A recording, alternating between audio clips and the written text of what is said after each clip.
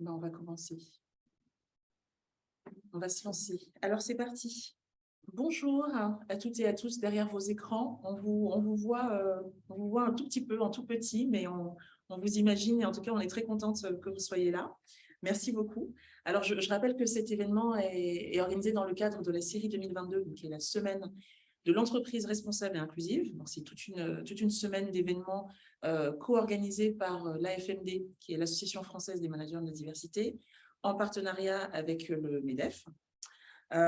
Et dans ce cadre-là, je vais nous présenter. Donc, je suis Alexia Sena. J'ai fondé une entreprise qui s'appelle Joyeux Bazar et qui s'est fixé la tâche de créer des espaces de parole apaisés et détendus, j'y tiens, sur les sujets de diversité culturelle. Donc, on fait ça à travers un média et par ailleurs des interventions en entreprise. Et ces interventions peuvent être des conférences, des ateliers, de la création de contenu, par exemple des podcasts, peuvent être aussi de l'accompagnement de comités de direction sur comment, mais surtout pourquoi on crée une politique de diversité, et puis de l'animation de communautés de managers, de communautés de référents diversité, comment on anime ces communautés-là et comment on favorise le partage de bonnes pratiques. Dans les effectifs Joyeux Bazar, il y a aussi Inès, à qui je parlais tout à l'heure. Donc, si vous êtes arrivé et que vous m'entendiez parler, vous demandez à qui je m'adressais. Donc, Inès s'occupe de la communication chez Joyeux Bazar. Vous ne la voyez pas, elle est derrière là-bas, mais c'est elle qui vous a fait rentrer dans la salle et qui notera également vos questions. Donc, si vous avez des questions pendant cet échange, n'hésitez pas à les poser dans le chat et on y répondra. On a la chance d'avoir deux intervenantes super aujourd'hui. Donc, juste à ma gauche, nous j'y sont. Donc, juste à ma gauche, Claire Gété, qui est responsable diversité et inclusion pour le groupe Inditex, pour le périmètre France. Et donc, Inditex, c'est évidemment Zara, qui est la tête de pont du groupe et la marque la plus connue. Mais il y a beaucoup d'autres marques textiles, beaucoup d'autres marques d'habillement au sein du groupe. Et nous avons aussi Nyama Nokri, qui travaille pour le groupe Barilla. Alors, Barilla, on connaît tous les pâtes, mais en fait, il y a plein d'autres marques, ce que j'ai découvert récemment aussi, et notamment la marque Harris, si vous utilisez du pain de mie pour faire des sandwichs à vos enfants quand il n'y a pas de cantine, par exemple, vous connaissez Harris. Voilà. Et donc, Nyama, tu es manager RH pour la zone Western Europe chez Barilla, et tu es aussi membre du board diversité et inclusion. On va parler de ce board diversité et inclusion chez Barilla qui existe dans le groupe. Alors, juste avant qu'on rentre dans le dur, pourquoi est-ce qu'on propose cette table ronde ce matin? On parle donc d'entreprise inclusive, hein, ça rentre dans les thèmes de la semaine. Et dans ce grand monde de la diversité et de l'inclusion, il existe plusieurs axes qui finalement correspondent à des critères de discrimination. Hein, il existe plusieurs axes.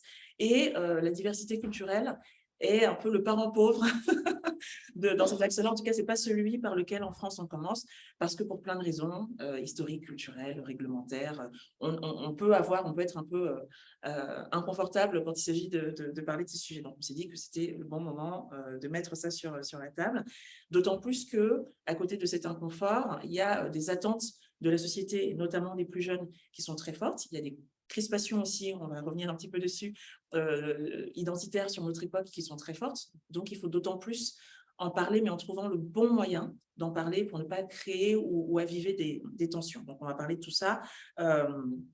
Et ce qu'on vous propose, c'est le thème, le titre de l'intervention, c'est diversité culturelle en entreprise. Par où commencer? Donc, on va apporter notre modeste contribution à cette question. Et ben, je propose qu'on se lance. Très bien. Alors, j'aimerais qu'on commence par parler de cette difficulté à nommer qu'on a, notamment dans un contexte français, hein, quand il s'agit de cet axe-là. On ne sait pas très bien comment l'appeler. Alors, on parle, nous, chez Joyeux Bazar, on a choisi de parler de diversité culturelle, mais le terme est imparfait. Alors, selon les entreprises, on dit culturel, on dit multiculturel, on dit ethnoculturel parfois, ou on dit diversité des origines aussi, ce qui inclut la culture, mais inclut d'autres choses comme par exemple le parcours académique ou les origines sociales. Qu'est-ce que dans vos entreprises respectives, vous utilisez comme vocable? Qu'est-ce que vous dites, vous? Claire, si on commence par on a choisi à peu près le même titre que le vôtre, puisque c'est diversité culturelle également. D'accord. Et en fait, ça a été nommé au niveau corporatif, hein, au-delà de la France, politique diversité inclusion, c'est diversité culturelle. D'accord. C'est le terme qui a été retenu. Le thème qui a été retenu. D'accord. Exactement. Et Niama, côté Barilla? C'est pas très différent. On parle de diversité culturelle, multiculturalisme. Alors, l'idée derrière, effectivement, est-ce qu'on essaye de faire, il y a de joindre la culture, l'origine, la religion. Voilà. C'est effectivement beaucoup de choses. Alors, on parle beaucoup de multiculturalisme. D'accord. Donc, culture, religion. Oui. Et qu'est-ce qu'il y en a qu'un troisième? Origine. Origine. Aussi. D'accord. Est-ce qu'on parle de couleur de peau? Est-ce que ce sont des mots et des sujets qui parfois peuvent revenir dans les choses, dans vos interventions ou pas? Il n'y a pas de jugement, c'est juste pour savoir ce que vous utilisez. Non. D'accord. Non. Et est-ce que sur cet axe-là et sur la manière dont il est traité dans les entreprises, vous avez vu une évolution? Toi, tu es chez Inditex depuis 2016, de mémoire. Alors, mon premier contrat chez Inditex date de 2010. Ah oui, d'accord. Donc, je connais l'entreprise depuis un petit temps maintenant. Du coup, Est-ce que tu as vu une évolution sur la façon de traiter ces questions-là, sur peut-être aussi l'importance qui leur est accordée, ou est-ce que pas plus que ça, en fait, ça a été stable dans le temps? Alors, mon premier contrat date de 2010 et j'ai volontairement voulu revenir en ressources humaines dans le groupe, justement parce que j'étais très impressionnée par la politique RH et notamment de diversité et de projets sociaux que l'entreprise mettait en place. Donc finalement, ce qui se passe depuis ces 10 dernières années dans notre groupe, c'est plutôt la professionnalisation de ce périmètre-là qui un peu instinctivement et naturellement s'est mis en place et qui aujourd'hui a été nommé et voilà, où on a mis finalement une identité à ce qui était chez nous un peu naturellement. Vous développez de la diversité, inclusion dans le savoir. Ouais. Monsieur Jourdain-Clapros. D'accord. Oui, complètement. Et Niama, est-ce que toi, tu as vu une évolution de ces questions, soit de la façon de les aborder, soit même de l'importance ou de la priorité qui leur est donnée? Est-ce que tu as observé ça chez Barilla?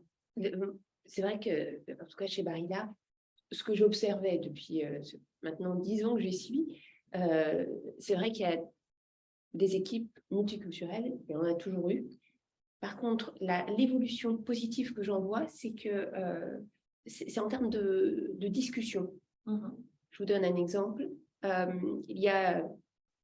On considérait, parce que c'était la norme, entre guillemets, de la majorité, que tout le monde fêtait Noël, par exemple. Aujourd'hui, la question se pose. Qui fête Noël? Comment ça se passe? Etc. C'est s'intéresser aussi à ce qui se passe ailleurs, voir ce qui se passe et comment les personnes le considèrent et le vivent. Et c'est cette ouverture en termes de discussion et de langage, oui, ça, c'est une vraie évolution chez nous. D'accord. Donc, des conversations nouvelles, en fait. Exactement. Des types de conversations qui n'existaient pas forcément avant de ces questions-là. Oui. Alors, le titre de la table ronde, c'est « Par où commencer ?» Donc, si on parle de début et de genèse, comment ces sujets-là sont nés? Comment Inditex, comment Barilla, un jour se sont dit on va faire exister le sujet diversité de manière générale et puis diversité culturelle en particulier. D'où est-ce que c'est venu et par quoi ça a commencé chez l'une ou chez l'autre? Je peux commencer chez Barilla il y a une dizaine d'années. Encore une fois, Barilla, c'est une entreprise familiale, 150 ans, mondiale, donc avec des équipes vraiment, elle existe dans plus d'une vingtaine de pays et des personnes qui bougent d'un pays à l'autre. Donc, ces équipes ont toujours été extrêmement diversifiées, de fait. Néanmoins, il y a une dizaine d'années, il y a eu une discussion, une interview qui n'a pas été bien comprise, pas bien, en tout cas, qui a amené de grosses questionnements parce que bien une partie de la population, plutôt une population orientation homosexuelle, a été extrêmement touchée par des mots qui ont été utilisés. Et le groupe s'est rendu compte qu'effectivement, il fallait faire attention à ce que l'on dit.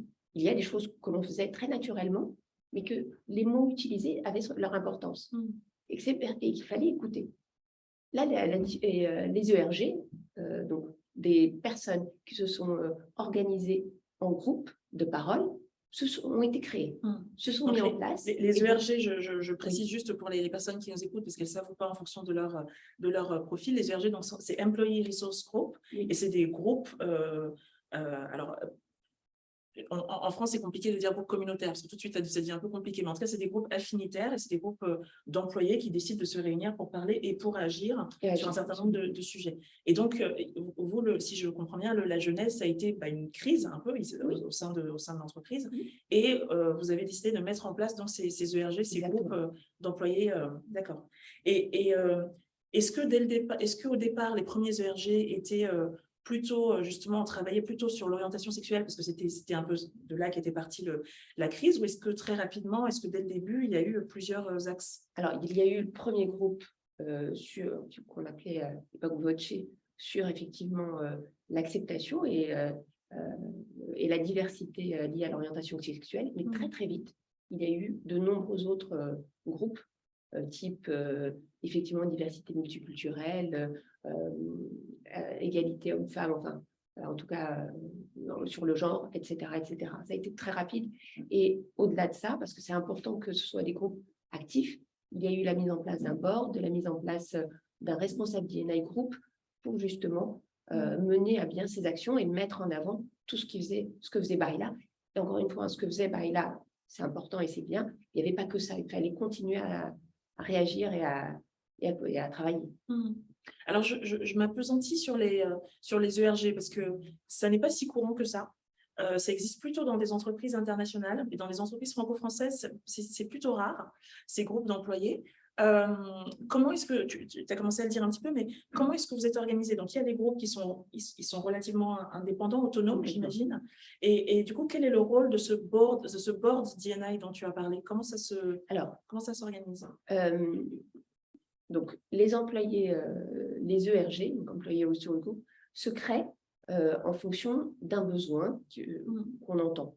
Qu'on entend. Ce sont des personnes qui décident de se créer. Donc, on a mis en place une charte de projet pour travailler sur la vision, le plan d'action, etc. Ils ont un budget, ils mettent en place des actions. Ils le font au-delà de leur job. Ce sont des personnes qui le font en plus. Et qui travaillent donc, de façon pour assurer une coordination entre ces ERG et pour pouvoir effectivement qu'il y ait une remontée des informations. Il y a un board qui a été créé au niveau mondial. Dans ce board, on a le CEO qui est présent à chaque réunion du board. Il y a aussi un des frères Barilla pour bien montrer l'importance. Et au niveau du board, eh bien, chaque région est représentée. Moi, par exemple, la région Europe de l'Ouest, bien j'entends, je travaille avec les différents ERG, j'écoute ce qu'ils font, ce qui est important pour eux. Le board, c'est à partir des ERG, donc ce qu'on entend et ce qu'on est nourri, mais il y a aussi autre chose, c'est qu'on a un sondage D&I qui est mené tous les 2 ans, et à partir de ce sondage, il y a aussi des choses, il y a aussi des éléments de travail, il y a aussi des priorités, bien entendu, puisque les salariés nous disent ce point-là, ça ne va pas. C'est une enquête, bien sûr, anonyme. Et c'est tenu, et c'est pris en compte. Et on a 2 ans pour mettre en place des éléments, parce qu'en fait, au bout de 2 ans, à nouveau, il y a ce sondage-là qui va vérifier, qui va checker si on a permet bien... de suivre, en fait, les actions. D'accord. Est-ce que ces groupes communautaires, est-ce que c'est quelque chose qui existe aussi chez Inditex ou pas du tout? Non, ça n'existe pas. Après, je ne peux pas prendre la parole sur l'ensemble des pays bien sûr. du groupe. En tout cas, en France, ça n'existe pas. D'accord. Et alors, par quoi est-ce que vous avez commencé chez Inditex? Qu'est-ce que vous avez mis en place sur ces questions de diversité, notamment de diversité culturelle? Un peu pareil que chez Barilla, dans un premier temps, c'est de constater qu'on a un groupe international, donc par la force des choses, qui est multiculturel. Notamment, ce qui a finalement développé cette question de la diversité culturelle, ça a été lorsque il y a eu une crise dans les banlieues en 2009, où finalement la question s'est posée de l'impact de l'entreprise en France pour pouvoir participer aussi à ces thématiques qui étaient dans le pays et de pouvoir y participer. C'est pour ça que je dis que quand j'ai rejoint le groupe en 2010, j'étais impressionnée déjà par ce type de questions et d'avoir un impact autre que celui que business et purement commercial, et de se dire qu'on pouvait à notre façon participer à l'insertion des jeunes dans le monde professionnel.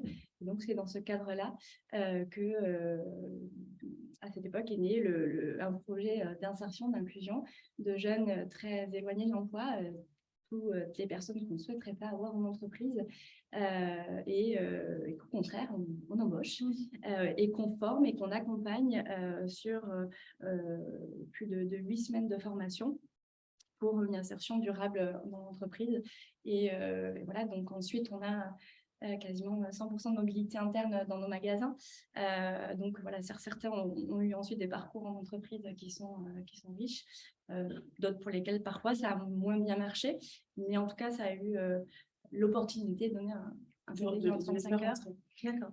C'est intéressant parce que, pareil, je fais un stop sur ce projet, parce que quand on a échangé avant la table ronde aujourd'hui, tu me disais aussi, tu me disais justement, voilà, dans ce programme, on reçoit vraiment des personnes dont on se dit, pour un recruteur lambda, cette personne ne serait jamais prise, quoi. Elle a des choses sur son CV qui font que ce serait vraiment pas le premier candidat ou la première candidate. C'est quoi comme type de profil?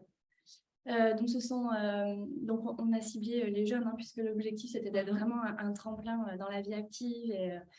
Donc des personnes qui n'ont jamais eu de contrat, donc ni CDD, ni intérim, ni CDI, des personnes qui n'ont pas de formation, donc qui a priori ne vont pas pouvoir trouver un emploi grâce à leur diplôme, des personnes qui n'ont pas les codes, c'est-à-dire que si j'ai face à moi en entretien une personne qui est très timide, très réservée, qui a beaucoup de mal à parler en entretien, à se présenter, du coup c'est ces personnes-là qu'on cherche.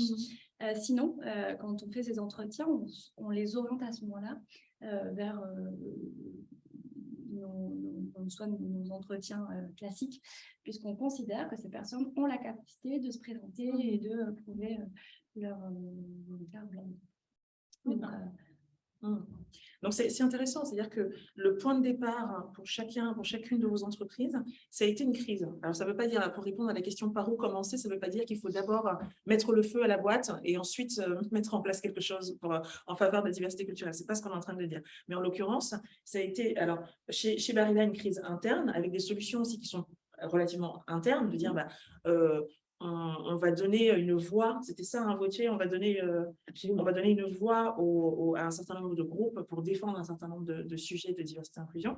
Et côté Inditex France, plutôt une crise externe, sociétale, politique, et qui a posé la question de quel rôle est-ce qu'on a envie de jouer sur ces questions-là. Ce que je trouve intéressant aussi dans cette approche Inditex, c'est que, en fait, si j'ai bien compris, ce programme, c'est des actions d'insertion socio-économique, c'est-à-dire qu'on vient croiser ce que moi j'appelle diversité culturelle, on vient le croiser avec du social et de l'économique. On vient croiser ce qui est à la fois et ce qui est intéressant, mais qui, je trouve, révèle aussi ce que je disais au départ sur notre difficulté à nommer, c'est-à-dire qu'à un moment, on va en parler, comme on n'a pas cette approche très statistique ethnique, à un moment, on va passer par d'autres biais, et donc le socio-économique permet peut-être aussi d'atteindre ces objectifs-là.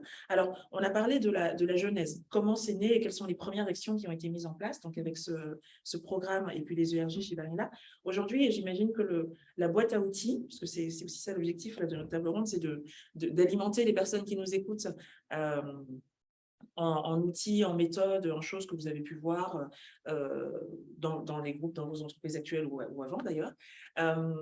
Qu'est-ce qu'il y a d'autre qui existe aujourd'hui et qui permet de favoriser la bonne inclusion en fait, de personnes qui culturellement n'appartiennent pas à la majorité, soit parce que ce sont des personnes non blanches, soit parce qu'effectivement elles n'ont pas les codes culturels traditionnels attendus dominants, etc. Quelles sont les autres choses qui existent aujourd'hui dans vos entreprises respectives? Niama, si tu veux commencer. Oui. Au-delà des ERG. Ah, on a une question? Très bien. Alors, je te laisse quand même la parole et puis on va répondre à cette question. C'est vrai qu'il faut que je regarde les questions. C'est bon. Je réponds du suite. Oui.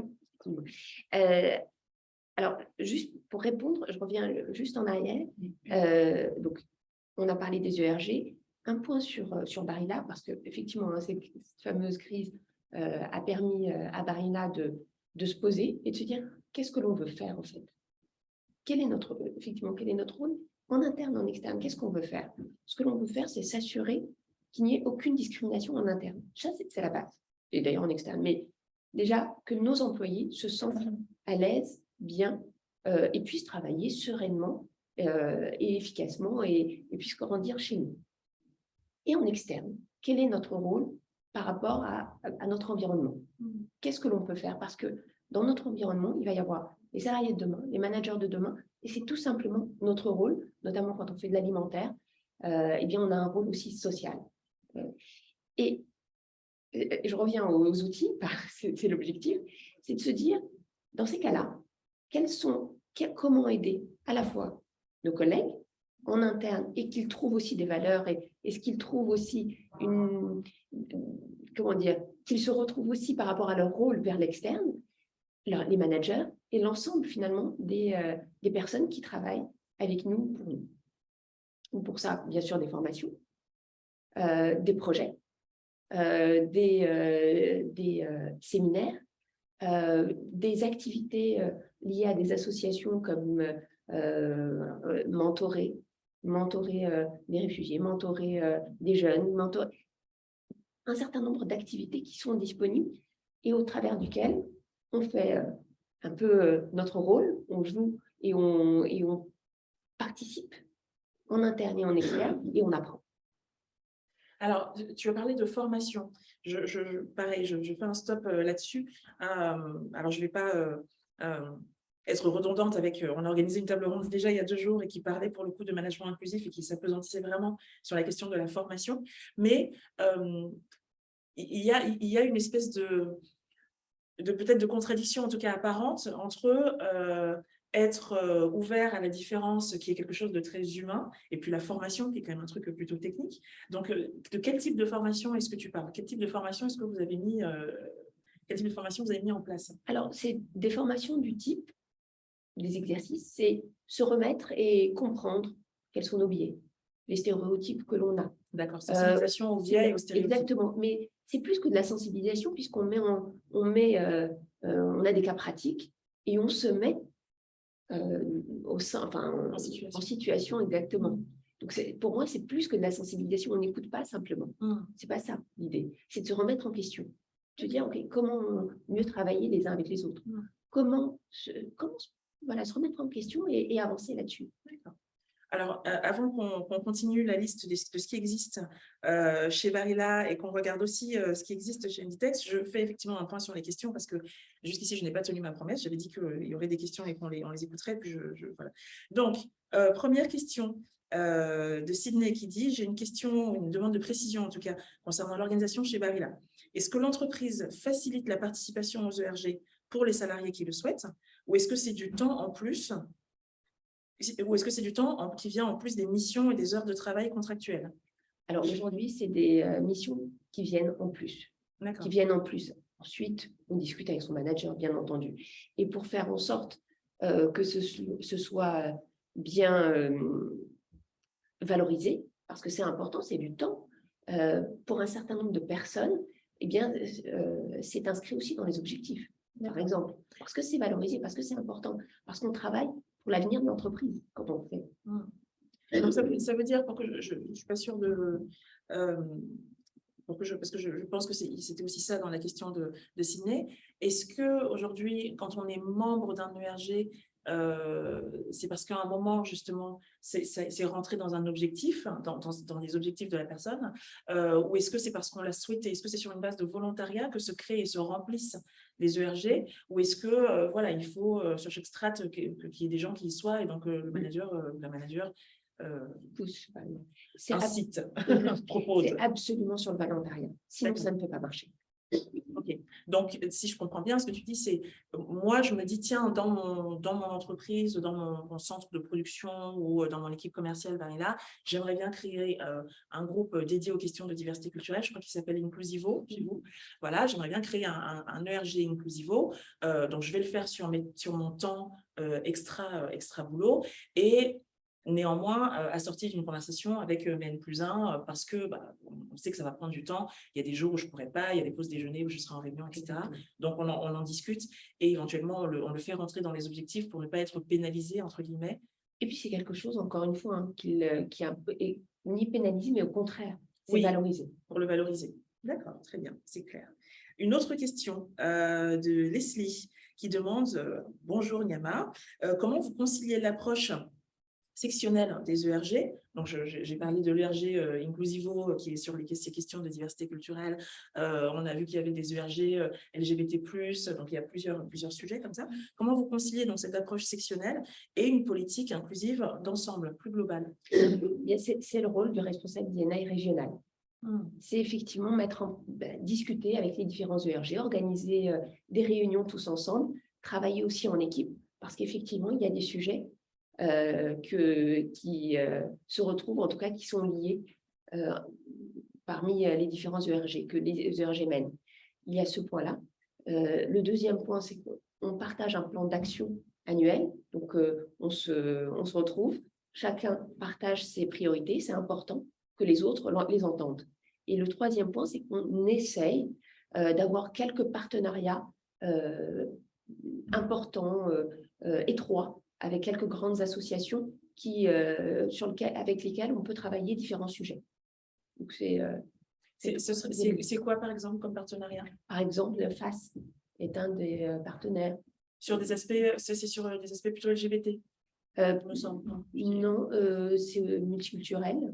D'accord. Aussi, pour nous, c'est plutôt multiculturel, mais aussi, on travaille aussi avec FAS sur toute la partie genre, discrimination liée au genre. Ok, très bien. Et donc, ça veut dire, est-ce que les ERG travaillent ensemble, parfois mènent des actions communes? Je prends un cas très, très bateau, mais très parlant, pour approcher ces questions d'intersectionnalité. On peut avoir, par exemple, un ERG sur des questions de genre, d'égalité homme-femme, de mixité, d'égalité professionnelle, etc. Et puis même de discrimination liée au genre, hein, tout simplement. Et puis, on peut avoir un groupe diversité culturelle, couleur de peau, stéréotypes raciaux, etc. Et moi, par exemple, je suis à la frontière entre les deux en tant que femme noire. Donc, j'imagine qu'il y avait ça derrière la question de Leslie. On a un ERG, là je caricature complètement, mais je sais qu'on se comprend. On a un ERG pour les femmes, on a un ERG pour les personnes noires, enfin pour les personnes non blanches. À quel moment est-ce que les deux peuvent se rencontrer? Est-ce que ça passe par cette espèce de plan d'action, de cadre commun dont tu parlais? Est-ce que ça peut prendre d'autres formes? Alors, pour l'instant, on est à ce niveau-là, effectivement, de plan d'action, d'échange entre les ERG. Mon objectif, en tant que d'INA et région, c'est effectivement d'aller beaucoup plus loin et de travailler plus par objectif, événement, que par silo. Mais ça, il faut que les leaders des ERG aussi rentrent, comprennent, soient d'accord, entre guillemets, l'achètent. Mais moi, personnellement, de façon individuelle, c'est vers ça que j'aimerais aller. Mais c'est un point qui est un peu sur lequel on doit discuter, parce que justement, chez Barilla, comme il n'y a pas de direction d'INA qui ne fait que ça à 100% de son temps, sont des employés qui doivent tout simplement valider que c'est important de travailler comme ça. C'est très intéressant ça, c'est très intéressant cette question, parce que ça pose des questions entre guillemets philosophiques, hein, à quel point est-ce qu'on va vers l'intersectionnalité ou pas, mais ça pose des questions très pratiques d'organisation. Est-ce que dans notre feuille de route, on travaille par axe, parce que j'appelais tout à l'heure des axes qui sont finalement des critères de discrimination, donc par axe séparé en disant sur les femmes on fait ça, sur les personnes handicapées on fait ça, ou est-ce qu'on travaille par thème et on dit les stéréotypes, l'inclusion, l'adaptation du poste de travail, enfin je sais pas. Donc c'est très intéressant, puis les questions humaines. Est-ce que c'est des questionnements qui se posent aussi chez Inditex, cette question de est-ce qu'on y va un peu par silo, par thème, ou est-ce qu'on arrive à faire quelque chose de plus global? Comment vous approchez ça, vous? Oui, alors on a effectivement effectivement des piliers dans le cadre de la diversité qui sont animés et des temps forts au cours de l'année où on va plus spécifiquement parler d'une thématique plutôt que d'une autre. Après, on essaie quand même de poser des bases et des fondements et un peu un cadre qui régisse notre politique diversité-inclusion.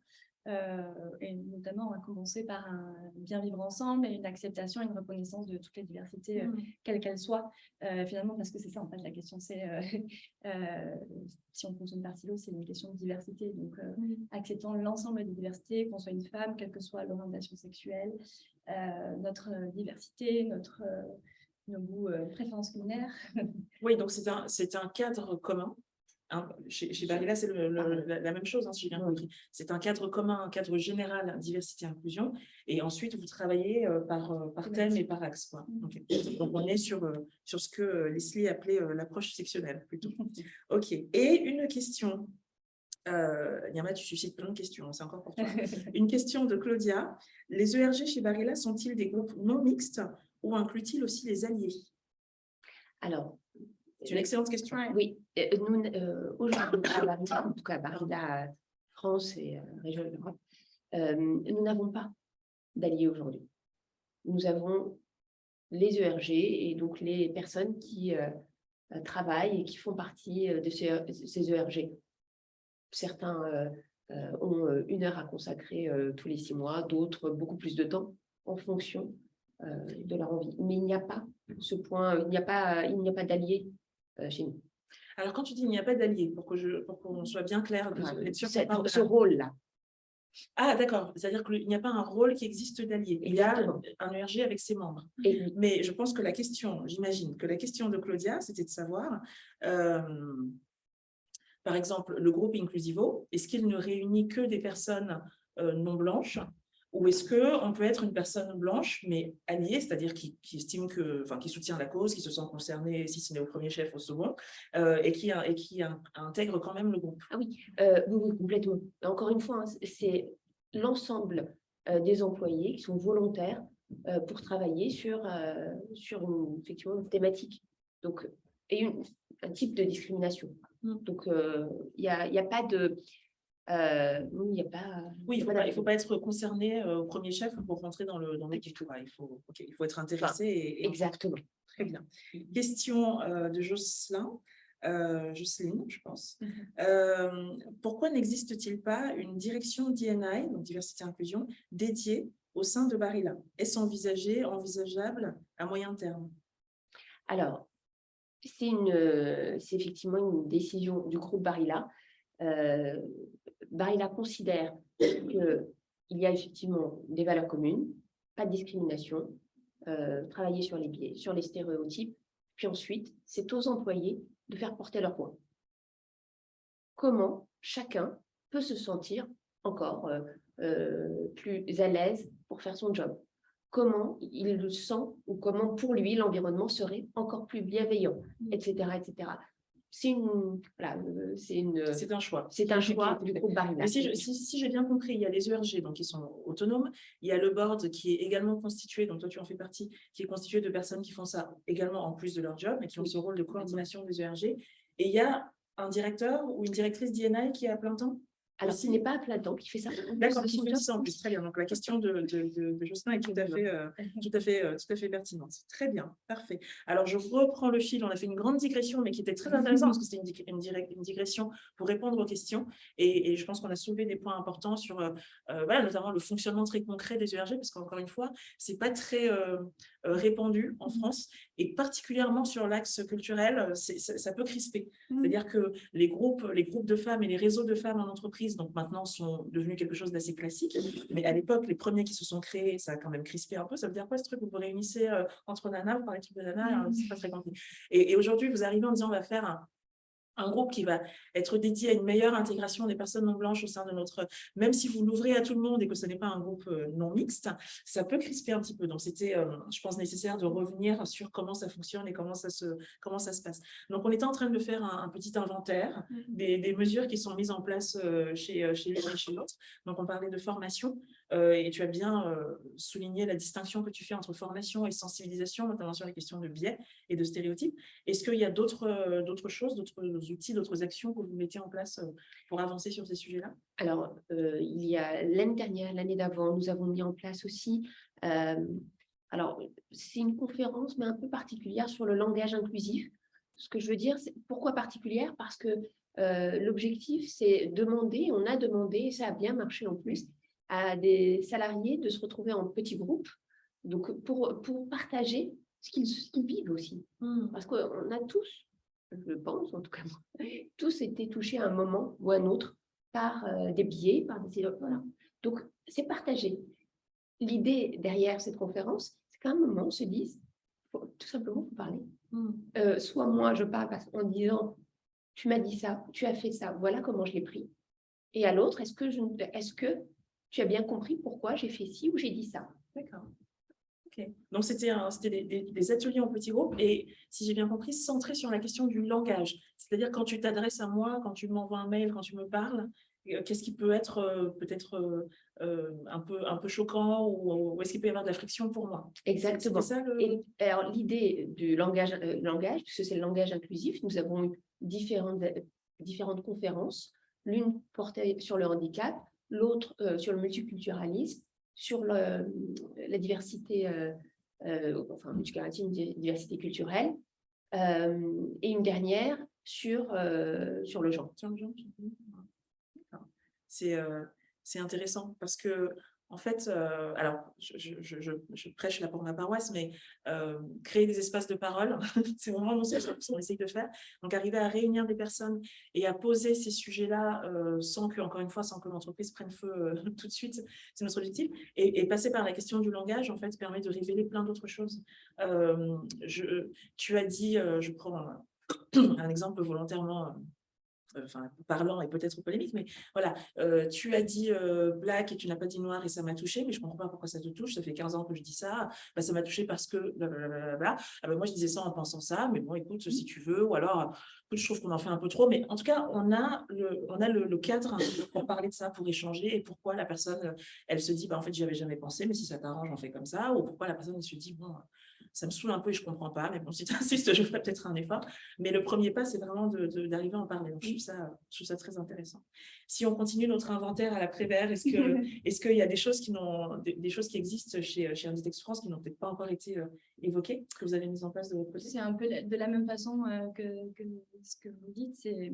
On rejoint les mêmes outils. On est sur de la formation préventive, on est sur de la sensibilisation, notamment avec une raison de biais sur toute l'année de nos stéréotypes. En tout cas, apprenons à les dompter. Ça, c'est une thématique de cette année, c'est ça? Oui, tout à fait, voilà, ce qui nous permet vraiment de travailler un peu ce socle de base sur la diversité et l'inclusion, et de se dire que finalement, quelle que soit la thématique, on a tous des stéréotypes et des biais, et que le plus important, c'est sa prise de conscience pour pouvoir mieux les dompter, quel que soit, et nous guider dans nos actions au quotidien. Donc après, on va mettre en place des formations par thématique. Alors, par thématique, mais ça peut aussi être intersectionnel. Hein. On peut faire une formation qui touche un peu. Voilà. Par exemple, on va faire beaucoup de communication. On va demander à nos salariés de participer ou de faire des rôles modèles, de témoigner de ce qu'ils ont pu faire comme parcours d'entreprise, par exemple, en lien avec le sujet. Et on anime des temps forts dans l'année. Et on a notamment 4 dates clés sur ces piliers pour pouvoir justement passer la journée à communiquer et à parler de ce sujet. C'est quoi les 4 dates? Alors, on a le 8 mars, qui est du coup la Journée internationale des droits des femmes. On a le 21 mai, donc la Journée internationale de la diversité culturelle, dont vous parlez, notre directeur diversité d'Europe. On a le mois de fierté en juin. Donc voilà, sur tout le mois, on anime les thématiques LGBTQIA+, et les alliés. Et on a, pour nous, comme on a un groupe international, alors pas la SEPH, mais l'Impact Week, qui est l'occasion de célébrer et de communiquer et sensibiliser autour de la question du handicap. D'accord, très bien. Et on parlait tout à l'heure d'organisation. Il y a aussi des champions régionaux Chez Inditex, si j'ai bien compris. Il y a Alors, un réseau de personnes qui animent ces questions-là. Comment ça fonctionne d'un point de vue organigramme, finalement? en France, Oui, pour la France.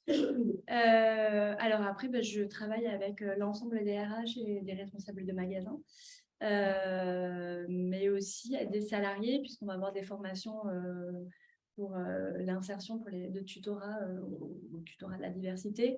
Mais les responsables de magasins, on va pouvoir créer des outils bien spécifiques sur cette thématique. On va avoir auprès de nos RH des moyens de dispenser, pareil, soit de leur délivrer des kits pour qu'ils puissent, eux, être à l'aise avec la thématique et être plus professionnalisés, ou alors les sensibiliser à une cause en particulier. D'accord, donc toi, tu es donc à la direction D&I, enfin diversité inclusion, et tes relais sont principalement les managers RH, si j'ai bien compris. Ouais. Et les directeurs, directrices de boutique aussi, parce que je crois qu'il y a mais des les salariés aussi. sections, Les salariés aussi, hein, notamment en les faisant participer sur les temps forts, en étant la cible de formation tout au long de l'année. Voilà. Et les rôles modèles, mais Ouais. qui témoignent aussi. Et qui, D'accord. Alors, 2 questions supplémentaires, enfin plusieurs d'ailleurs, plus que 2. Question de Leslie. En quoi consiste plus précisément la formation de 8 semaines à destination des jeunes éloignés de l'emploi? Donc ça, c'est chez Inditex. Est-ce à travers un mentorat, par exemple? Ah oui, pardon. Quand elle demande à quoi consiste là, hard skills, soft skills, et ensuite, est-ce à travers un mentorat? Alors,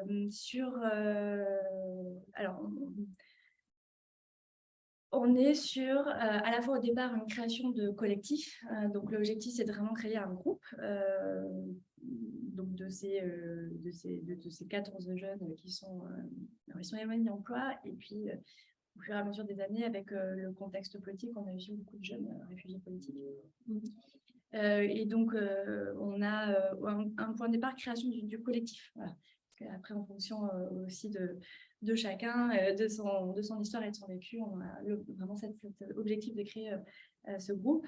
On va être effectivement sur la formation d'auxiliaire de vente, donc, et après tout ce qui va être posture professionnelle, en travaillant sur voilà, les aspects plus relations clientèle, prise de pouvoir, de communication.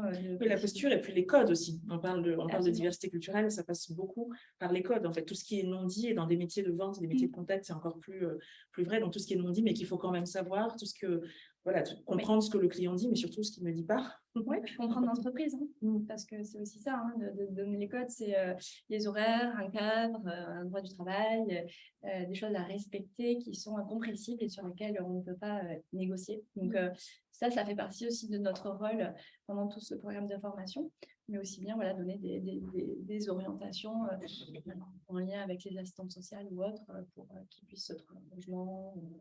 Ah oui, d'accord, donc c'est très large, c'est-à-dire qu'il y a du hard skill avec un objectif d'emploi. Ouais. Il y a du soft skills qu'on disait sur la posture, Ouais. sur la place dans un groupe, sur la place face à un client ou une cliente.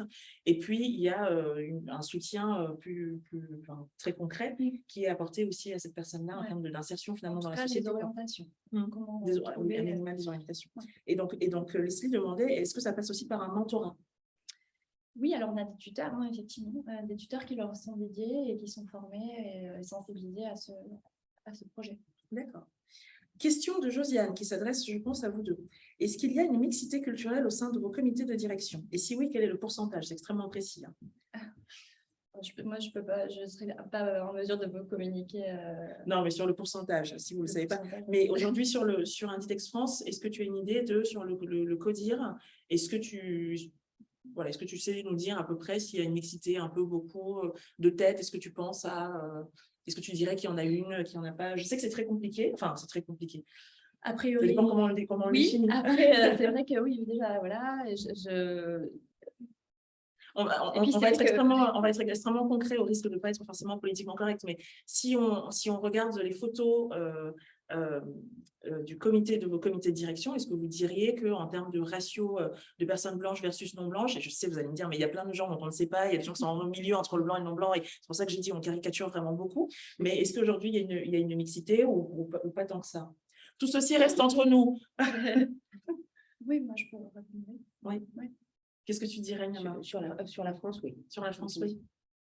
Donc, nous avons répondu à cette question, même si nous n'avons pas de pourcentage. Autre question. Ah ben non, pardon, c'est la même question de Josiane, je l'ai reçue en double. Et question de Claudia. Dans vos entreprises, parlez-vous de racisme? Ou pensez-vous que adresser ce sujet directement serait plutôt délicat, voire tabou? Ça rejoint un tout petit peu la question dont on a parlé, ou notre première question, en fait, hein, sur la difficulté à nommer, mais là, de façon beaucoup plus concrète. Est-ce que ce sont des sujets qui peuvent arriver dans l'année où on dit, bah voilà, là, on va parler spécifiquement de racisme, de discrimination raciale, etc. Ou est-ce que vous avez l'impression que ça crispe et que vous passez par d'autres termes ou d'autres approches aussi? Je pensais au socio-économique, par exemple. Tous les salariés, quand ils arrivent, ils ont accès à un module de formation qui est propre de e-learning, et notamment des petites vidéos de lutte contre la discrimination raciale. Donc ça, c'est vraiment le point de départ quand ils vont dans l'entreprise. Après, la prévention, elle existe tout au long de l'année au travers des formations dont on parlait, mais est-ce que à proprement parler, on va ouvrir le sujet et venir en magasin pour parler de ce thème-là? Non. Mais ça, c'est parce que je ne suis pas encore passée chez Inditex France. Je vais venir ouvrir ces conversations-là. Et chez Barilla, Niama?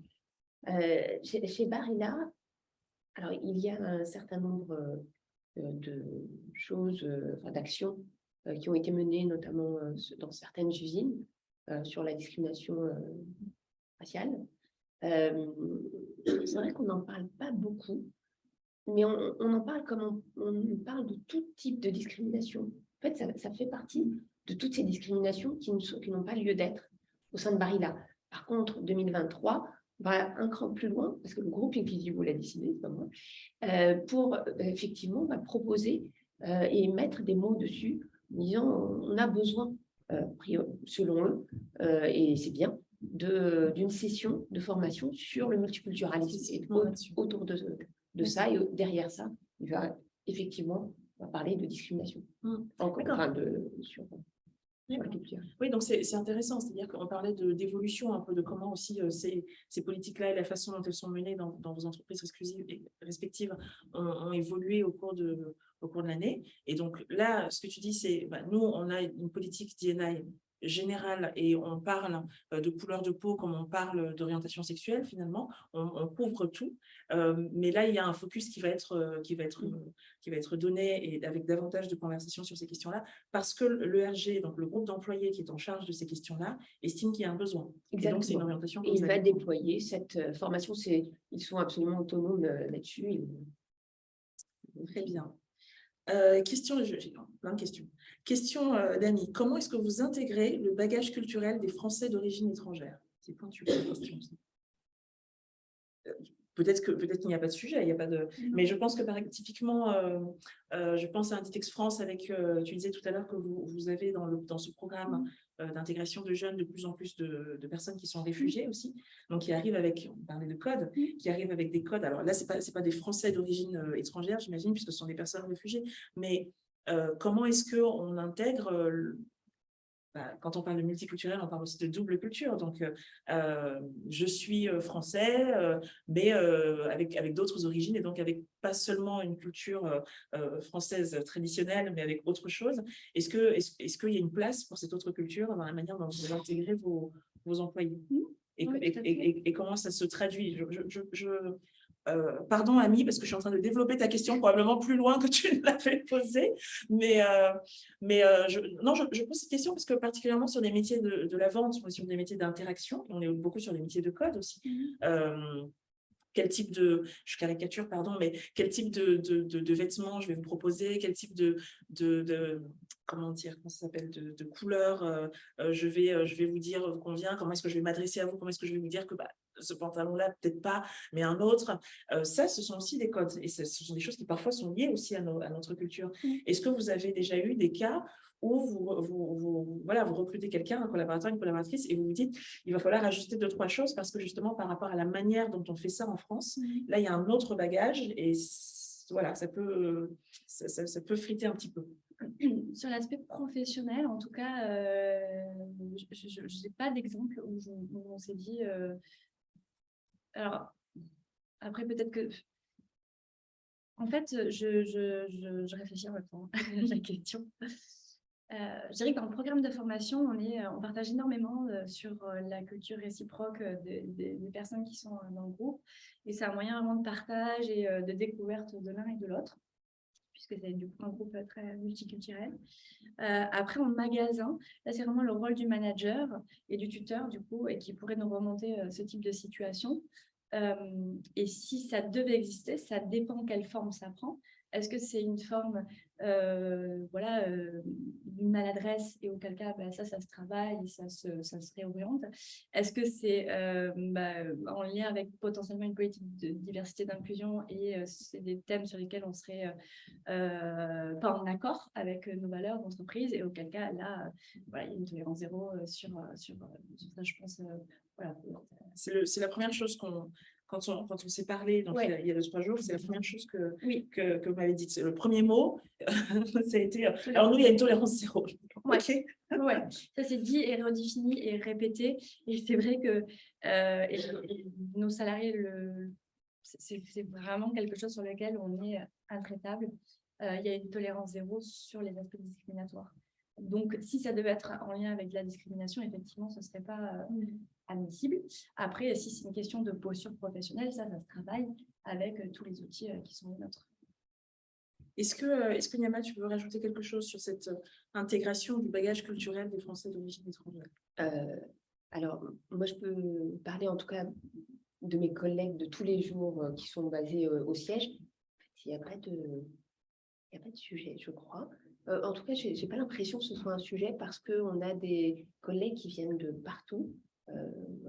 Encore une fois, il y a des mutations d'un pays, de l'autre.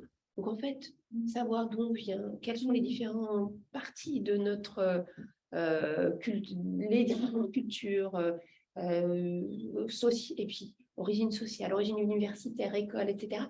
Ça fait partie des discussions, en fait, je dirais tous les jours. D'accord. Pas de point qui t'est remonté spécifiquement. Alors, pas une question, mais une réaction d'Agathe qui nous dit « Cette question sur le racisme m'intéresse énormément ». On se demandait tout à l'heure comment est-ce que cette question existe ou pas dans vos entreprises respectives. Je cherche une formation sur le sujet pour les salariés. Donc, est-ce que vous avez eu à proposer dans vos entreprises des formations sur le sujet que vous voulez partager avec nous? Sinon, on les mettra quand on vous enverra le replay. D'ici là, on aura réfléchi à des pistes éventuelles. Est-ce que vous avez eu des formations spécifiquement sur ces questions de racisme? Oui, on a mis en place des formations. Donc, on vous mettra. Est-ce que tu saurais nous dire on vous mettra dans le mail avec le replay les noms des partenaires peut-être qui ont. C'était une formation interne ou c'est quelque chose interne. Ah, c'est une formation interne avec des partenaires. D'accord. On vous mettra les références alors dans ce cas. Et côté Barilla? Pareil, il faut que je regarde. Je n'ai pas en tête. Ouais.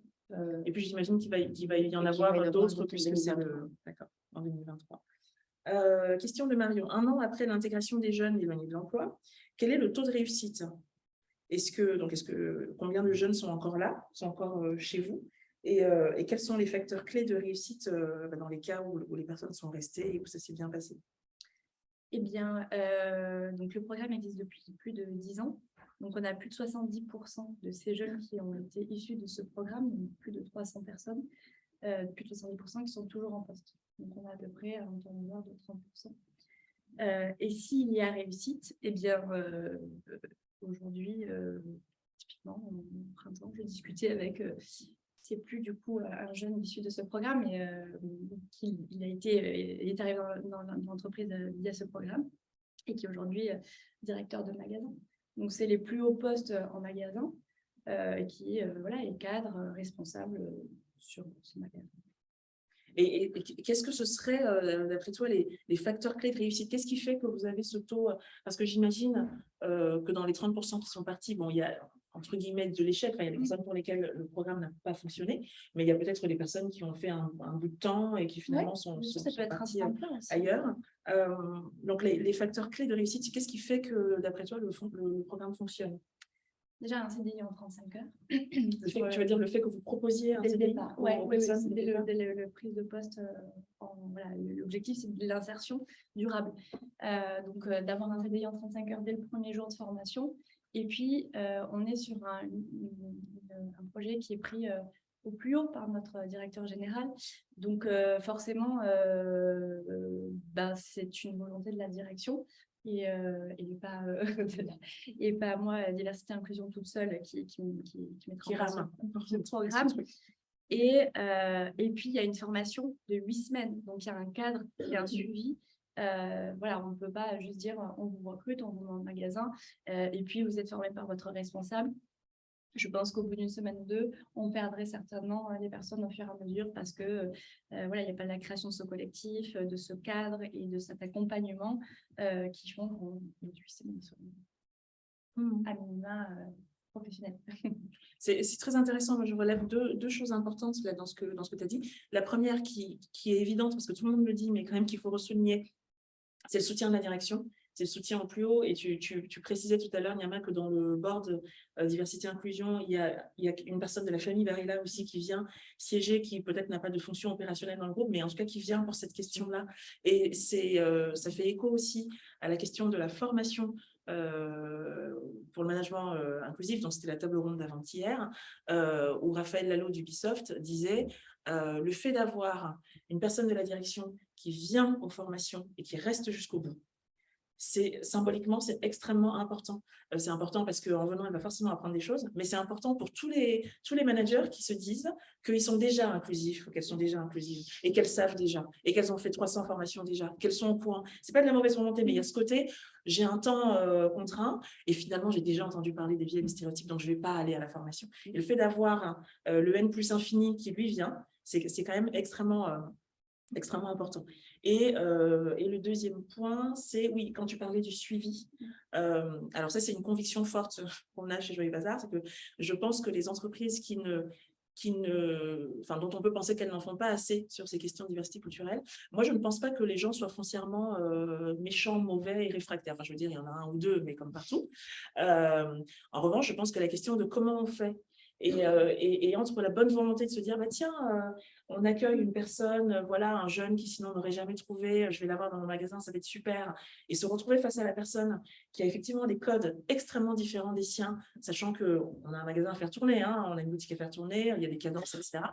Bah, on se heurte à la réalité, c'est pas toujours simple. Donc, le fait d'avoir un accompagnement, une communauté aussi avec les autres jeunes, de tuteurs, etc., d'autres personnes qui viennent dire, discutons de comment s'est passée ta journée, ta semaine avec cette personne-là, je pense que c'est absolument précieux. Tout ça, j'essaye de répondre à la question par où commencer, vous avez compris, puisque c'est la promesse qu'on a faite. Je suis très contente parce que dans les questions, il y en a plusieurs qui anticipent sur des choses dont on avait prévu de parler de toute façon, donc c'est très très bien. Question de Jocelyne. Est-ce que la thématique religion est adressée dans les initiatives liées au multiculturalisme? Et si oui, comment est-ce qu'elle est adressée? Est-ce que vous avez des initiatives à partager? Merci beaucoup. Non, ce n'est pas une thématique. Et alors, quand tu dis volontairement, c'est pourquoi? Parce que trop délicat? Parce que vous considérez... Non, c'est parce que ça n'a jamais été... Enfin, voilà, c'est un peu... La question multiculturelle est un peu arrivée comme ça. Et puis, c'est vrai que finalement, la religion en entreprise n'a jamais été un sujet qui a été évoqué. Donc, naturellement, ça n'a jamais... Ouais. D'accord. Côté Barilla. Alors, aujourd'hui, ce n'est pas un sujet. Encore une fois, on pousse, on accepte chez Barilla les personnes, quelles qu'elles soient, quelle que soit leur religion, si elles souhaitent partager, en parler, etc. Et le seul point, c'est que la seule frontière, c'est ce respect justement de l'autre. Si une personne nous dit, je dis n'importe quoi, hein, je ne peux pas travailler avec telle personne ou telle personne, là, ce n'est pas possible. Pour une religion,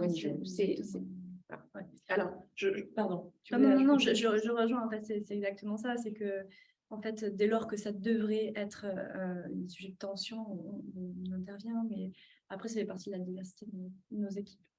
Alors, je fais un stop sur cette question de la religion parce que, alors, la religion en soi, mais ça peut être un autre sujet, parce que je pense qu'il y a il y a plusieurs manières d'envisager ça sur la question de diversité culturelle. Il y a, est-ce que j'ai des discriminations liées à la religion? Est-ce que j'ai des collaborateurs, collaboratrices qui disent, moi, j'ai pas très envie de bosser avec Alexia parce qu'elle est de telle religion ou parce qu'elle porte le foulard et ça nous gêne. Donc, on a ces questions-là. Mais on a aussi des questions de est-ce que la religion en tant que sujet de discussion un peu chaud, un peu tendu, un peu polémique et très récurrent est quelque chose qui existe chez moi. Et j'en profite pour dire, pendant la première journée, donc c'était lundi dernier de cette semaine, de la série 2022, on a eu droit à une présentation du dernier baromètre de perception de la RSE et de l'égalité des chances en entreprise. Donc, c'est un baromètre qui est créé par le MEDEF, je crois que c'est chaque année ou tous les 2 ans, je crois que c'est chaque année, par le MEDEF. Et ils ont créé de nouvelles questions cette année, dans la dernière édition, ils ont rajouté de nouvelles questions sur ce qu'ils appellent les comportements extrêmes. Donc, c'est à quel point est-ce que certains sujets vont donner lieu à des discussions particulièrement tendues, des comportements aussi extrêmes de refus ou d'opposition, voilà, et donc vont créer des tensions, en tout cas vont mettre en péril au sein d'une équipe la sérénité de travail.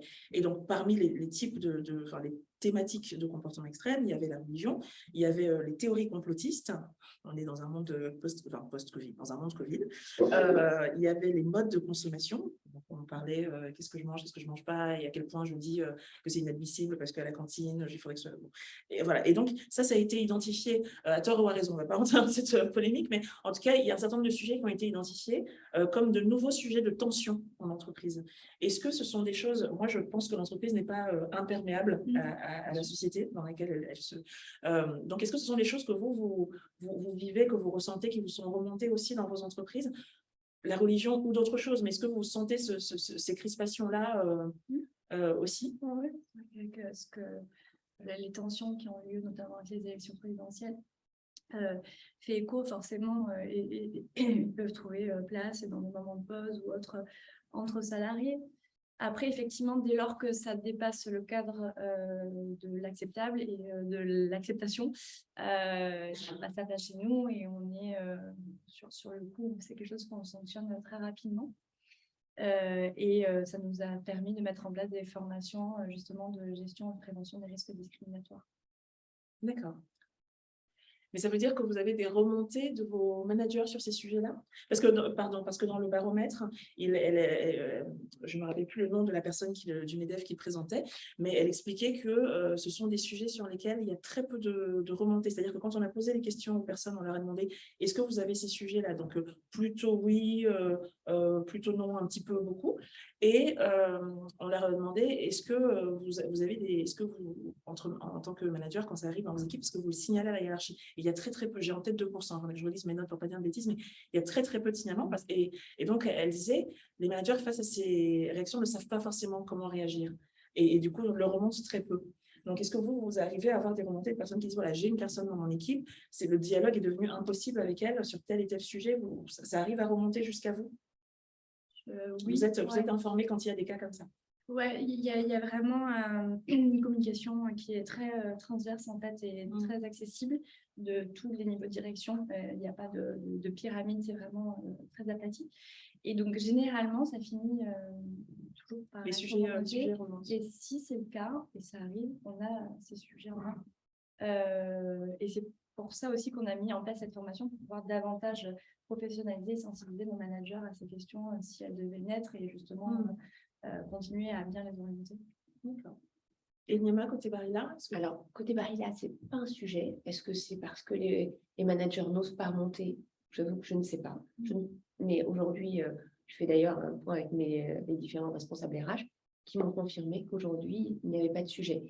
Alors, je pense que il doit y avoir du vrai, parce que lors d'une des conférences sur le langage inclusif, il y a eu des discussions sur notamment la religion. Par exemple, est-ce que pendant le ramadan, c'était la période pour faire des déjeuners d'équipe, si on se veut inclusif?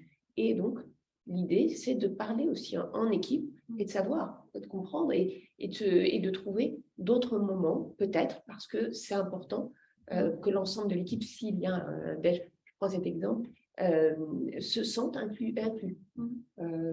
Noël, enfin, il peut y avoir différents moments. Encore une fois, l'idée, c'est d'amener cette discussion en équipe et de partager. Bon, je ne peux qu'être d'accord sur le fait de poser ces sujets et d'arriver à en parler.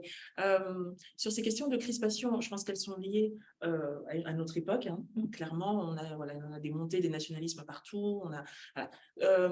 Mais je pense, et c'est pas pour taper sur l'entreprise, mais je pense que, en tout cas, moins on a créé d'espaces dans lesquels on peut parler de ces sujets-là de façon calme, plus le jour où ils arrivent, bien nourris par le contexte sociétal et politique, ils arrivent fort. Donc, si on arrive à en parler calmement, dans des temps dédiés et avec des personnes qui sont formées aussi pour faciliter, animer ce type d'échange, on a quelque chose de désamorcer les tensions. Autre question. Alors, je vais les faire dans l'autre sens parce qu'il y a encore un lien avec la religion.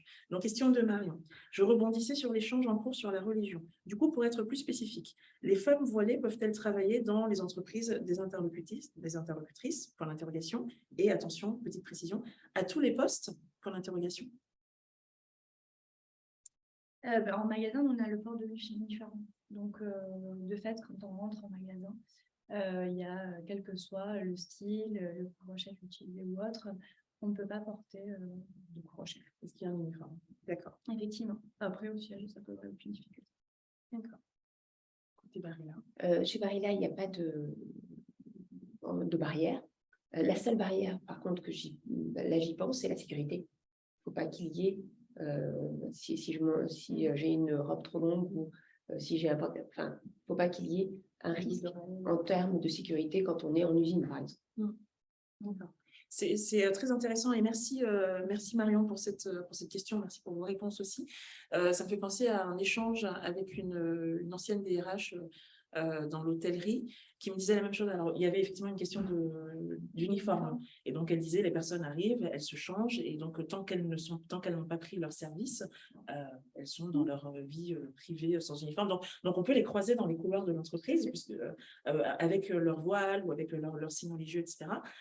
Et elle, ce qu'elle disait sur cette question-là de la religion, de la laïcité, des tensions qu'il peut y avoir exister de part et d'autre sur ces questions, elle disait j'ai besoin d'une histoire que je puisse raconter à tout le monde. Donc, si j'ai un règlement intérieur qui définit l'uniforme, c'est une histoire que je pourrais raconter à tout le monde. C'est-à-dire que quelle que soit la personne qui est en face de moi, je peux lui dire voilà l'uniforme qu'on porte chez nous. Si j'ai un règlement qui interdit ou qui n'interdit pas un certain nombre de choses, je peux m'appuyer dessus. En revanche, ce qui est terrible, c'est l'ambiguïté, parce que c'est dans l'ambiguïté ou dans l'absence de formalisation qu'il commence à y avoir des choix personnels, subjectifs et souvent discriminatoires. Donc merci pour cette question. Il y a une question de Claire, je ne l'ai pas oubliée, je l'ai, c'est juste que j'essaie de réunir un peu les sujets. Donc, question de Jocelyne, y a-t-il des canaux spécifiques, entre parenthèses anonymes, pour faire remonter des alertes relativement à des situations discriminatoires vécues ou ressenties? Oui, ça existe, même au niveau groupe corpo. Quand tu dis groupe corpo, c'est à l'international, ouais, c'est au-delà de la partie France. Donc, c'est quoi? C'est une adresse mail, c'est un numéro vert? Il y a une mesure de signalement directement. D'accord.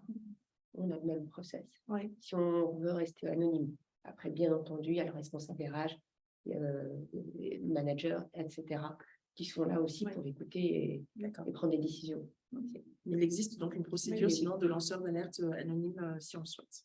Ok. Question de Claire, ça y est, on y vient. Comment mener, donc ça fait le lien avec ce qu'on disait encore un petit peu avant, comment mener un entretien avec une personne qui n'a pas les codes? Sur quoi est-ce qu'on oriente les questions? Sur quoi est-ce qu'on oriente notre attention? Attention, parce que j'ai fait la formation, enfin, j'ai pas fait la formation, mais j'ai assisté à une conférence Recruter sans discriminer hier, donc je suis au taquet. Là, c'est un entretien qui est mené sur, effectivement, c'est un entretien très ouvert, parler de vous, de votre parcours. Après, on va être sur, je ne suis pas très attachée au CV, donc de façon générale, de toute façon, l'entretien, ce qui me compte beaucoup aussi, c'est la personne qui est en face de moi, est-ce qu'il y a un niveau de motivation? Qu'est-ce qui explique qu'aujourd'hui, elle se retrouve face à moi? Voilà, donc il y a quand même un cadre qui est posé pendant cet entretien et qui nous permet d'évoquer son parcours. Ces entretiens, dans le cadre notamment du programme Jeunes dont on parlait, est-ce que toi, tu y assistes, tu y participes à ce recrutement? Comment est-ce que tu apprécies le potentiel? Parce qu'il s'agit aussi de ça, c'est-à-dire qu'il s'agit de vraiment de... Enfin, c'est l'impression que j'ai, hein, tu me diras si c'est la vision que tu as, mais il s'agit d'une personne qui, aujourd'hui, au moment où on la reçoit en entretien, n'a ni le CV parfait, ni les codes adéquats, ou une partie seulement peut-être, mais qu'on essaye de projeter dans le fait qu'au bout de 6 mois, au bout de 8 semaines, cette personne sera capable de les avoir et de les mettre en œuvre. Comment est-ce qu'on apprécie il y a vraiment une notion de pari? Oui, il y a une notion de pari, clairement, parce que, en fait, très clairement, vu que c'est les personnes qu'on ne choisirait pas, généralement, on le sait tout de suite que cette personne, peut-être qu'on va continuer le process avec elle parce que face à nous, elle se retrouve avec une difficulté pour communiquer, pour parler de son parcours, beaucoup de gêne, ou même d'un point de vue comportemental, hein, on va se sentir que la personne n'a pas à se poser sur une table fermement, droit dans les yeux, pour parler et évoquer son parcours. On n'est pas du tout déjà sur cet aspect-là. Attention, pardon, excuse-moi, parce que tu as dit un truc, je me suis dit, attends, là, ce que tu es en train de dire, c'est que, en gros, plus la personne fait ce qu'elle ne devrait pas faire, plus elle va avancer, c'est ça que tu dis? Disons que déjà d'un point de vue, en fait, il y a deux choses. C'est de se dire, est-ce que cette personne, elle peut arriver face à un recruteur et se présenter et avoir ses chances d'être recrutée. Si la personne a les codes déjà pour mener un entretien, qu'elle arrive à se présenter, à communiquer, à témoigner de sa motivation, etc., je vais l'orienter vers les recruteurs, pas pour ce projet. Ce projet, il est vraiment destiné aux personnes qui n'ont même pas les codes non plus pour passer ce type de... Oui, c'est ça, donc c'est bien ce que je disais. Je trouve ça extrêmement intéressant, en fait, de se dire, je fais passer des entretiens, je fais 2 piles. Je fais la pile des gens... Plutôt oui, en tout cas, qui passeraient cette étape-ci. Et ceux-là, je me dis, ils n'ont pas besoin de moi, finalement. Ils trouveront. Donc, je les remets dans un canal de recrutement classique. Et moi, je garde ceux où n'importe quelle entreprise se dirait, non, mais ça, je n'en veux pas. Et c'est sur ceux-là que je vais m'intéresser. Oui, c'est vrai que je trouve ça extrêmement intéressant. Oui, d'accord. Oui, et ça nous fait faire de très belles rencontres. C'est marrant. D'accord, très bien. Moi, je trouve ça intéressant. Et pardon, j'essaie quand même de faire en sorte qu'on réponde à la question de Claire. Donc, tu te retrouves, tu as, je ne sais pas, 14 places, c'est ça?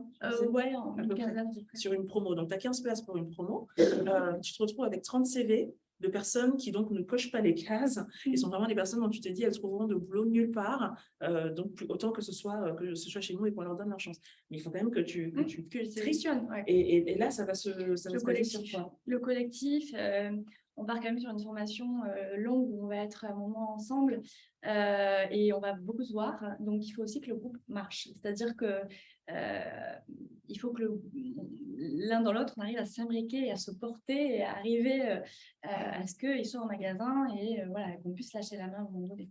Donc, là, c'est vraiment le collectif. C'est l'interaction. Ce que tu appelles le collectif, c'est ce que les personnes entre elles se dire, est-ce que ces 15 personnes-là, ça va faire que à l'issue de ce programme, elles seront...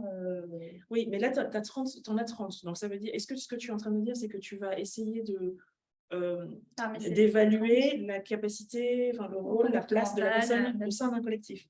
Tu vas faire passer cette compétence-là en premier comme filtre, quoi. Oui, c'est un filtre après. D'accord, très bien. C'est très clair. Merci pour vos questions. J'essaie de reprendre la trame de mes questions à moi, mais je suis très contente pour ces questions qui étaient super riches. Moi, j'ai deux grands points, je regarde l'heure, que j'aimerais qu'on puisse aborder avant de se quitter. La première, c'est sur ces questions-là, donc que j'ai bien introduites dans un contexte français, avec je pense qu'on est moins à l'aise que dans des contextes anglo-saxons pour aller parler de ces sujets-là. Est-ce que vous voyez des différences entre les branches françaises / Europe de l'Ouest que vous managez et le reste du groupe? Donc, est-ce que vous voyez des différences France versus international? Et deuxième question, qu'est-ce qui, dans tout ce qu'on a cité comme dispositif, qu'est-ce qui marche bien et qu'est-ce qui marche moins bien? Donc, si on le fait dans l'ordre, sur cette partie France versus international, est-ce que vous avez de grandes différences? Est-ce que vous avez les États-Unis qui vous disent alors, c'est quoi votre pourcentage de personnes noires? Et là, vous leur dites, bah, nous, en France, on ne suit pas ce truc-là, donc je ne vais pas pouvoir te répondre, par exemple. Est-ce que vous avez des différences comme ça? Alors, il peut y avoir des différences comme ça. Euh, je- Encore une fois, tout dépend de l'environnement dans lequel on se situe. On a des pays, par exemple, où c'est complètement... Alors là, c'est pas sectionnel, c'est complètement intersectionnel. Il va y avoir un ERG qui regroupe l'ensemble des diversités. D'accord. Un ERG unique, quoi. Un ERG unique. Un méta-ERG. Extra. Et qui marche très bien. Nous, on en a plusieurs. Les États-Unis effectivement ont des ERG liés à certaines communautés, très très fortes aussi, avec toute la partie événements sur l'histoire noire, nord-américaine, asiatico-américaine aussi, enfin beaucoup plus forte. Où effectivement on est beaucoup plus sur le multiculturalisme. Effectivement, moi ce que je vois en France, c'est qu'aujourd'hui on n'a pas, les salariés en tout cas ne ressentent pas à date le besoin de se faire un ERG particulièrement pour les Arabes, Noirs ou autres. Par exemple, si on parle de culture. D'accord. Est-ce qu'il y a d'autres différences tu vois avec les autres zones, les autres groupes? Non, tout dépend. Après, je vois des différences en termes, entre guillemets, de priorité en fonction de l'année, mais pas en termes d'organisation, non. Parce qu'en termes d'organisation, l'idée et la façon de créer le RG est commune au sein du groupe Barilla. Et côté Inspex, est-ce que tu vois Alors, c'est vrai que je n'ai pas tellement cette visibilité. Peut-être que tu as rencontré serait plus à même de t'y répondre. Et puis moi, je suis du coup très Europe, donc j'ai l'impression qu'on traite les mêmes sujets avec un prisme qui dépend en fait de la culture du pays, de ce que la loi est venue régir à certains temps de chaque époque. On les traite de façon différente, mais on traite les mêmes. Très bien. Et ma question, ma deuxième question, pour résumer un peu, on a parlé de beaucoup de choses par lesquelles on peut commencer. Alors, si on ne l'utilise pas pour commencer, on peut l'utiliser en deuxième, en troisième. Enfin, je pense qu'on a donné quand même un grand éventail de choses qu'on peut mettre en place. Qu'est-ce qui, de vos expériences à la fois dans les entreprises où vous êtes actuellement et peut-être le parcours avant, pour reprendre une des questions qui a été posée, c'est quoi les facteurs clés de succès pour faire avancer ces questions de diversité culturelle dans des contextes français qu'on connaît? Qu'est-ce qui marche particulièrement bien? Qu'est-ce que vous avez vu marcher super bien? Et qu'est-ce qui aujourd'hui, qu'est-ce qui marche moins bien? Où est-ce qu'il y a des difficultés? Ce qui marche vraiment très bien, c'est d'avoir la réflexion de la direction. Ça, je pense que c'est vraiment le point de départ qui fait qu'une politique de diversité et d'inclusion sera prise en compte au sérieux et sur laquelle on pourra avancer. Parce que si on n'a pas la direction avec nous, ça devient difficile de se battre sur cette thématique-là. Et toi, Yamina? Je rejoins complètement. La direction, je rajouterai aussi des valeurs très fortes, c'est-à-dire le socle, sur quoi on ne transige pas. Et ça, c'est un vrai point pour savoir si je me retrouve ou pas dans cette société. Parce qu'il n'y a pas de discussion, en fait, sur certains points. C'est très intéressant de le formuler comme ça. Sur quoi est-ce que je ne transige pas? Ouais. Alors, j'approfondis vos réponses. On a parlé de l'entreprise, on a parlé de la direction, du soutien, de la présence, de l'implication, etc., d'une direction générale. Vous êtes entre le marteau et l'enclume, si je puis me permettre.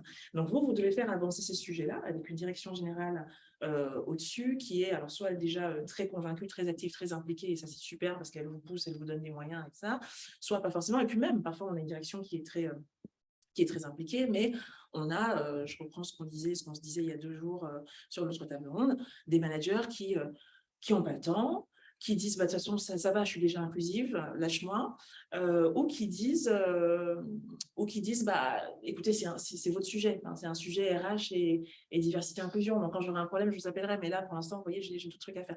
Donc Vous, comment vous portez ces sujets aujourd'hui?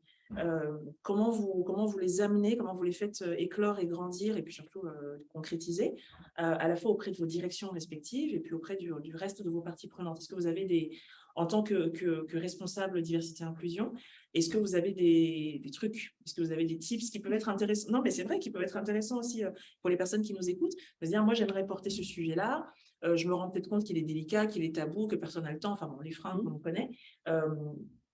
Donc, je repose la question, mais dans ce contexte maintenant, qu'est-ce qui marche? Qu'est-ce qui marche bien pour motiver et mettre en mouvement les troupes?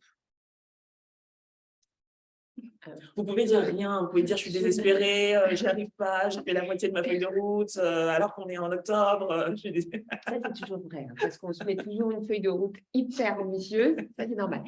Mais selon moi, ce qui marche, c'est de dire, en fait, c'est que chaque personne se rend compte qu'on est tous concernés. Ce sont des thématiques humaines. Enfin, chaque être humain va être à un moment ou un autre concerné par une thématique comme celle-ci. Donc, déjà, ça, c'est un basique. Et ensuite, eh bien, parce qu'on sera tous concernés, dans l'équipe, si on veut que ça fonctionne, si on veut que l'équipe soit portée, si on veut que chaque personne puisse aussi s'y sentir bien et pareil, rester, grandir, être engagé, c'est un sujet. C'est un sujet pour tout le monde. C'est pas juste en plus parce que j'ai 2 minutes. Tiens, je vais aller à cette formation parce que bon, je n'ai pas grand-chose à faire vendredi après-midi. Non, c'est un point. En tant que manager, c'est ma responsabilité. En tant que salarié, en tant que collègue, c'est aussi ma responsabilité. Et ça, c'est quelque chose que tu arrives à faire entendre quand parce que je demandais qu'est-ce qui marche. Est-ce que ça veut dire que toi, la façon dont ta contribution pour faire en sorte que les choses elles poussent, c'est de porter ce message-là, c'est de répéter et de convaincre chaque personne que en fait, c'est un point qui est extrêmement important parce que je reviens encore au titre, diversité culturelle par où commencer. Souvent dans la salle, quand vous allez dire là, je viens faire un atelier, enfin moi je donne des conférences sur ces sujets-là en entreprise, j'anime des ateliers. Il y a une espèce de truc de c'est sur le multiculturel, ok, bah moi ça me concerne pas, donc j'irai si j'ai le temps. Et on s'attend à ce que dans la pièce, il y ait que des personnes qui se ressemblent et qui ont en commun le fait d'être concernées au premier chef par le sujet. Donc cette question de comment est-ce qu'on va chercher les autres et comment on arrive à leur expliquer qu'elles sont concernées aussi, même si ça n'est pas forcément immédiat, direct et visible, c'est un vrai point. J'imagine qu'il faut répéter les mêmes choses plusieurs fois.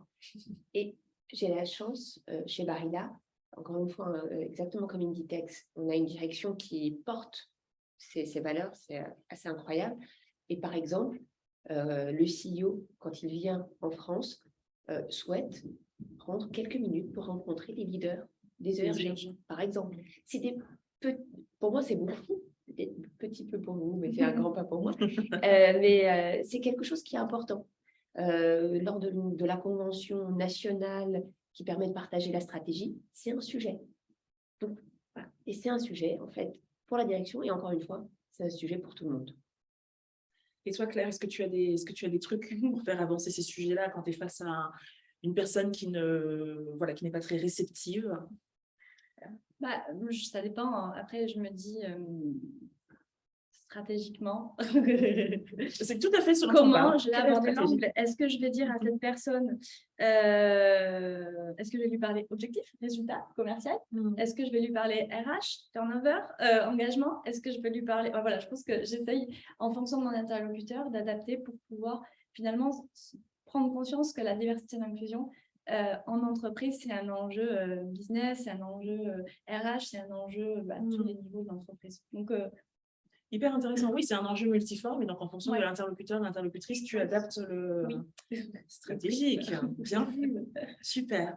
Eh bien, il est 10h27, donc je pense qu'on va... Je n'ai pas reçu de nouvelles... Oui, je n'ai pas reçu de nouvelles questions, donc je pense qu'on va clôturer l'échange pour ne pas... Ah, il y en a une qui arrive, me dit-on. Alors moi, je ne l'ai pas encore reçue. Ok, alors bon, en attendant la question, on a un retour d'Hélène qui nous dit « Merci pour cet échange intéressant et très concret. Je suis moi-même formatrice consultante sur ces sujets, soft skills, diversité, inclusion. Ce qui me paraît essentiel, c'est de revenir aux définitions des mots, le racisme, le genre, etc. et de déconstruire ses propres stéréotypes en premier lieu. Donc, on a parlé de sensibilisation et de formation au biais et de ne pas faire de hiérarchie dans les discriminations. On parle aussi d'approche intersectionnelle. » Et Hélène nous dit, pour l'aspect religion, moi je l'aborde par l'angle de la laïcité et du fait religieux. Si vous souhaitez échanger sur ces questions, n'hésitez pas à me contacter. Et nous avons l'adresse mail d'Hélène qui est à la tribu des homards. Voilà. Et donc, on a une dernière question. On va prendre cette dernière question pour ne pas vous mettre en retard. Il est 10h28. De Justine, est-ce que les démarches D&I, donc diversité et inclusion, sont intégrées dans une démarche plus globale RSE? Et si oui, en quoi est-ce que ça peut être un moteur ou au contraire un frein, le fait qu'elle soit intégrée dans quelque chose d'un peu plus large? Parce que, par exemple, ce serait un sujet moins prioritaire à l'intérieur de la grande galaxie RSE. En fait, la diversité et l'inclusion, elle existe depuis plus de 10 ans chez nous. Elle est née vraiment avant la RSE. D'accord. Un peu Elle voilà, préexistait, par importance sociale de participer. Et puis, du coup, la RSE aujourd'hui, c'est structuré. Donc, en fait, on est assez indépendant pour l'instant. J'imagine qu'à un moment donné, on va se faire happer. Mais là, je dirais que pour moi, à la Pour fin, la l'instant, diversité et l'inclusion. les deux cohabitent. Et chez Barilla, est-ce qu'on est aussi sur des sujets séparés Qui cohabitent. qui cohabitent? Absolument, parce que Il y a des liens, mais ce il n'est y a pas des liens intégré sur dans la le communauté, typiquement, et notre responsabilité sociétale, il y a un lien. J'ai beaucoup parlé des ERG, mais encore une fois, il n'y a pas que les ERG dans les diversités et inclusion, il y a tout le travail sur les communautés. Quand on a des actions de mentorat pour des personnes, des femmes réfugiées, c'est à la fois, enfin voilà, c'est de la diversité bien entendu et inclusion, mais c'est aussi notre de rôle l'impact social. social. Donc, il y a un lien, mais en tout cas, il n'y a pas de, d'un point de vue organigramme, ça n'est pas intégré à l'intérieur de la fonction RSE. Merci beaucoup. Merci d'avoir, de nous avoir écoutés, suivis jusqu'au bout. On a beaucoup parlé du courage, on a parlé de multiformat, on a parlé de stratégie pour parler de ces sujets-là, on a parlé de parole, d'espace de parole et de courage de créer ces conversations, n'est-ce pas, inconfortables mais nécessaires. Je vous en souhaite beaucoup, des conversations inconfortables mais nécessaires dans vos entreprises respectives. Merci beaucoup Claire et Niamar, au pied levé qui ont répondu à mon invitation. Donc, et donc, on vous enverra à tous et à toutes le replay par mail. On est vendredi, je ne prends pas de grosses promesses. En début de semaine prochaine, on va que dire ça. Voilà. Merci infiniment et bonne journée à vous tous. Au revoir.